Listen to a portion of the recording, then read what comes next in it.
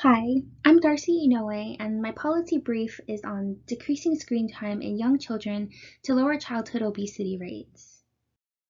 In just the last 5 decades, the number of obese children has more than tripled, going from 5.5% of children in the 1970s to the current rate of 18.5%. One factor contributing to obesity is increased sedentary time, as children are spending more time behind the screens of TVs, phones, computers, and other devices. However, excessive screen time can put children at risk of getting less sleep, having a higher BMI, and having developmental delays. Because many young children spend part of their day in early care and education or ECE centers, putting a restriction on screen time would help reduce childhood obesity rates. In a span of less than 20 years, screen time doubled for children less than 2 years old, as shown in this graph here. In 1997, children in America were spending about 1.3 hours a day behind a screen, and this increased to about 3 hours a day in 2014.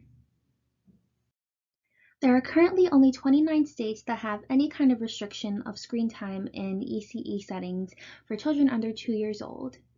This should be more widely implemented because a study showed that in ECE centers that did limit screen time, children were less sedentary and more physically active.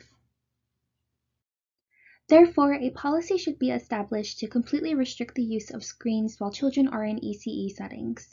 To accomplish this, we should remove screens from these facilities, like TVs, train staff annually to promote their understanding of childhood obesity and screen time, plan other learning activities to replace the screen time, and the staff should avoid the use of screens, like their phones, in front of the children to set a good example.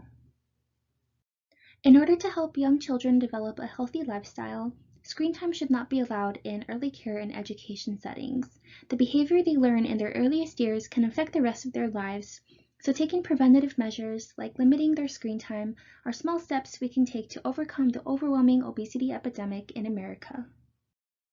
Thank you so much for listening.